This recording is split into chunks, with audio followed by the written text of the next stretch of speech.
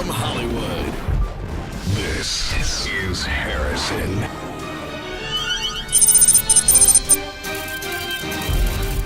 I want to introduce to you Allan Lichtman. He's a professor at American University, a historian, as a matter of fact, and author of White Protestant Nation, The Rise of the American Conservative Movement. And we're going to talk about what's going on right now and what the future may, in fact, look like. And I know it's shocking that there is a conservative movement and Protestants. I was born Protestant, but I'm not into the voodoo or the seance side of it all, or for using it as a political torpedo, firing Jesus out of a cannon in order to get stuff done. But in a way, as grand as that was, Professor Lichtman, that's pretty much what we're talking about, is using Jesus as a torpedo to get stuff done in business. Well, that's exactly right. As I point out in White Protestant Nation, conservatism, and I go all the way back to the 1920s, is not what it appears to be on the surface. It has nothing to do with states' rights. Conservatives cry states' rights when it comes to the federal government passing laws on civil rights, but they don't cry states' rights when it comes to the federal government restricting the rights of states to control gay marriage. They don't object on states' rights grounds when it comes to the Bush administration quashing strict environmental regulations in California. It has nothing to do with fiscal responsibility and balanced budgets. The biggest spender in the history of the country was the most conservative president, George W. Bush, and there's certainly nothing to do with limited government, because biggest bureaucracy in the history of the world. Homeland Security is still giving birth to well over 500,000 employees that we know of. That's right. Conservatives just have a different vision of big government. It's not welfare programs and regulating banks and business abuses. It's the military. It's Homeland Security. It's police forces. It's controls over reproduction, controls over what you can read, controls over who you can marry, controls over the border. If conservatives had their way, there'd be an enormous expansion of government, an enormous restriction on everyone's individual freedom. So what is conservatism really all about? If it ain't states' rights, limited government, fiscal responsibility, and all the things you might think it is about two things. Number one, support for not free enterprise, but private enterprise. Sometimes that entails free enterprise, and sometimes that entails enormous restrictions on free enterprise. For most of its existence, the American conservative movement has been the party of protectionism, of high tariffs.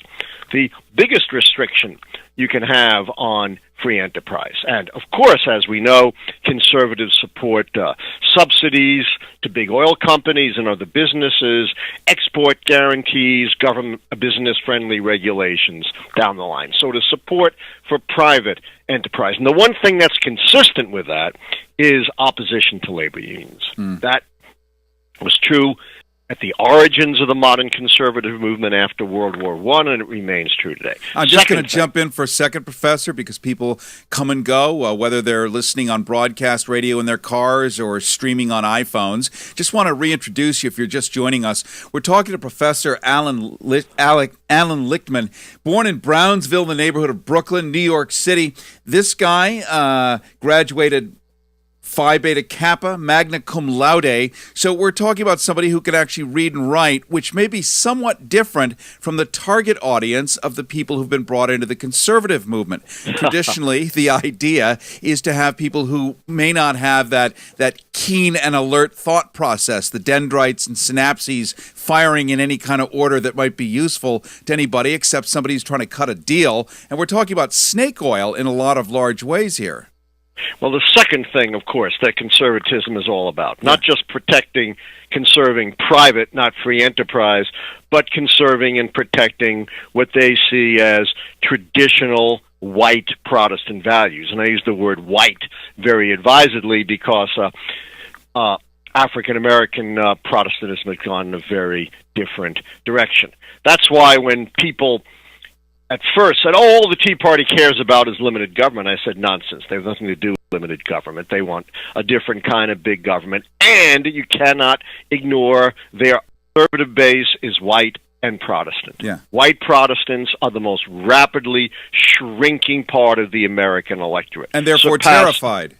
They're terrified. Yeah. They know that they can't, that you can't fight demography, can't fight birth rates, can't fight immigration rates. They know that their time is limited, and they're going to do everything in their power, no matter what, right now, when they still have a modicum of power, to impose their agenda, which is now, as we know, a minority agenda, on the rest of the country.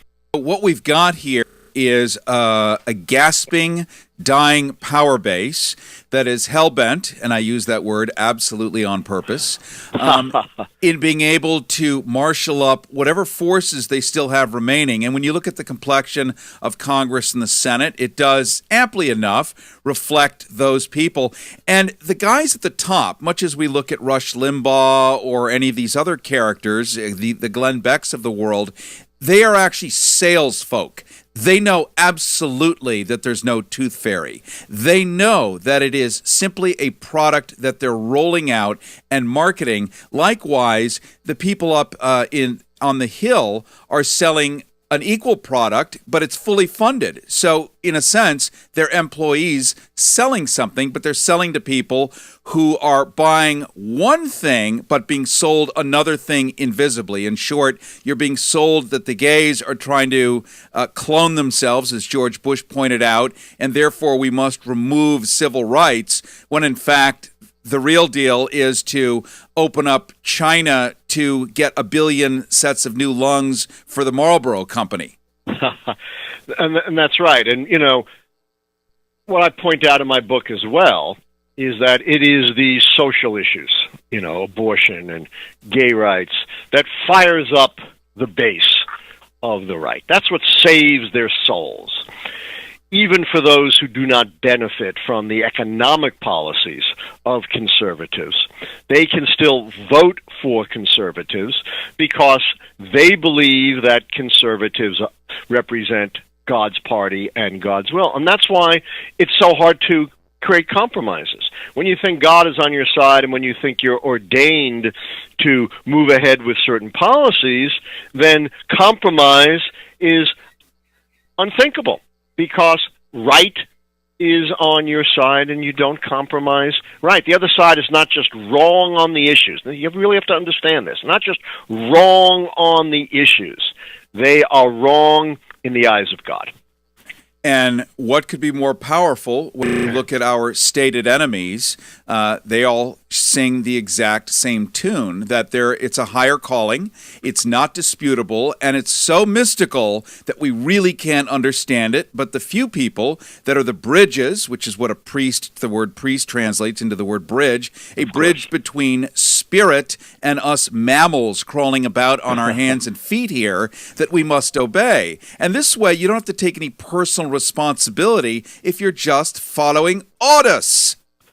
Well, you're following not human orders here. You're following divine commands, and at least in your own mind, that are untraceable. And that makes it so positive. But another reckoning that the right is coming up with is leaving aside the rapidly growing racial minorities. And by the way, the most rapidly growing racial minority is obviously no longer African Americans, and it's no longer Hispanics. It's now Asian Americans who have climbed to 6% of the population, and they're turned off by the right. But the other thing, leaving aside racial groups, the most rising segment of the electorate are those with no religious affiliations. That is a soaring percentage of the electorate, and they vote overwhelmingly liberal and democratic. So in every regard, both the white side of it and the Protestant side of it, the American conservative movement is facing a very, very difficult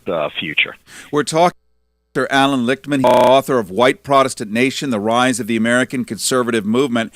And we're talking about what's gone on in recent times with shutdowns of government, all of this seemingly pre-planned events in order to hit a goal, an end game. Let's go back in time to the 1920s. Let's look at Henry Ford. This guy is credited, when I was in school and in boarding school, we were taught this man changed, revolutionized the way we do industry. All true. Conveyor belts and the rest of it. But this guy also... Cheap products for, mass consumption, absolutely. Yeah. He also had a very naughty appetite. The Fuhrer wrote about him in Mein Kampf briefly in a small paragraph. Henry Ford was known to give Hitler $30,000 a year on Hitler's birthday. 42% of the Wehrmacht vehicles in World War II were built by the Ford Motor Company, and then in the 1960s, they sued the U.S. government for destroying their business when Dresden was bombed. We're not taught this stuff, of course, but Henry Ford was a rabid anti-fill-in-the-blank, of course,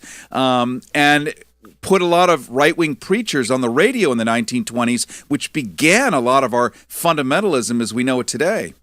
Yeah, right-wing fundamentalist preaching on the radio does begin in the 1920s. And Henry Ford, in particular, was known for anti-Semitism. He was probably the most prominent anti-Semite of the 1920s. And he used his economic power to promote his anti-Jewish campaign. He published a newspaper called the Dearborn Independent, which was one of the most widely circulated newspapers in America because he distributed it in all 4 deals. And he devoted the Dearborn Independent to attacking what he called the international Jew, the world's foremost problem, which he then later published as a book series. And he drew upon a crude forgery by the rabidly anti-Semitic Tsarist government of Russia called the Protocols of the Elders of Zion, which claimed that there was this active Jewish conspiracy led by this mythical group called the Elders of Zion to control the world. And Henry Ford saw that as the world's greatest problem. And of course, this is the great paradox that, Jews are a tiny, tiny minority of the population. They're constantly being persecuted. They're being driven from place to place, and yet somehow, some way, somehow, the Jews are controlling the world. It's irrational, it's illogical, and yet anti-Semitism led by Ford was widespread in the 1920s and widespread in the 1930s. Really, the big break in American anti-Semitism only came with the revelation of the Nazi atrocities and the end of World War II. That's how recent widespread anti-Semitism was in the United States. And, of course, it's not entirely eradicated even today. No, and what a powerful business magnet to be able to place such ideology in front of every single person as you're selling, the world's greatest volume of motor cars. You're selling hate along with it. Yeah. That's right. And you're also placing in the public platform on radio, which is the first real public communication that's happening real time in everyone's living room. Sure, everybody does not necessarily get the newspaper at that time, nor can everybody particularly read a newspaper at that time, but everybody can listen to a radio. Imagine penetrating every single living room with a message that, you're going to burn in hell unless you do this. And, well, it doesn't quite get to every living. There's still a lot of folks actually without electricity in the 20s who didn't get electricity until, guess who? Franklin Roosevelt established his rural electrification administration that brought electricity to millions of people, particularly in the South. And of course, the South later turns and says, we don't need the government. The biggest beneficiary of the federal government in the 20th and 21st century has been the South. It's the poorest part of the country. It makes the fewest contributions in taxes and gets the biggest amount of largesse in many ways from the federal government of any region in the country, and they're always screaming and crying about this overbearing federal government. It's just another one of these extraordinary paradoxes of American politics. We're finishing up a conversation with Professor Allan Lichtman. He's author of White Protestant Nation, The Rise of the American Conservative Movement, something that is no surprise to any of us. It's just never been put into a single sentence, as it has in his book, with a great breakdown of how we got to where we are and where it would likely go if somehow it's not impeded. This is The Smart Show. Harrison with you. Don't forget, you can check us out anytime. #GoHarrison on Twitter. #GoHarrison. Facebook is keyword MyHarrison. And, of course, you can go to goharrison.com, goharrison.com. And a podcast of this is always available on YouTube, keyword Go Harrison. You can watch it on DirecTV or any other streaming media anytime on demand. And you can see Professor Lichtman here, at least a beautiful color still photo, and his book, and enjoy in quotation marks, the knowledge of understanding how this stuff is put together. And to wrap it up, Professor, here we are dealing with this stuff. We've all suspected it to be true. You've written it down in a way where we can actually understand it and repeat it at the dinner table. What can we do? Can we do, or do we just sit by and erode? Well, I think one of the greatest traditions for progressives that seems to have been lost is grassroots political action. You know, it was grassroots political action that got us the great civil rights laws of the mid-'60s. They wouldn't have happened without a vast grassroots movement. Grassroots movements contributed to advancement of women's rights, contributed to important environmental laws. Yet in the last late 20th century, early 21st century, that seems to have been lost. So if there's any lesson of history that I would impart to progressives, it is the importance of reviving the grassroots. All right, my friend, I want to thank you so much for joining us today. That's Professor Allan Lichtman, author of White Protestant Nation, The Rise of the American Conservative Movement. Happily, if you Google it, it comes up absolutely everywhere. So at least in 2013, we don't have to rely on really hard ways to go get a good book. You are ubiquitous, sir. And thank you. Thank you for your professorial punditry and pedagogical outpourings and insights. Thank you for your great questions. I enjoyed being on with you. Take care. All right, my friend. Take care. Thanks much. The Smart Show with Harrison.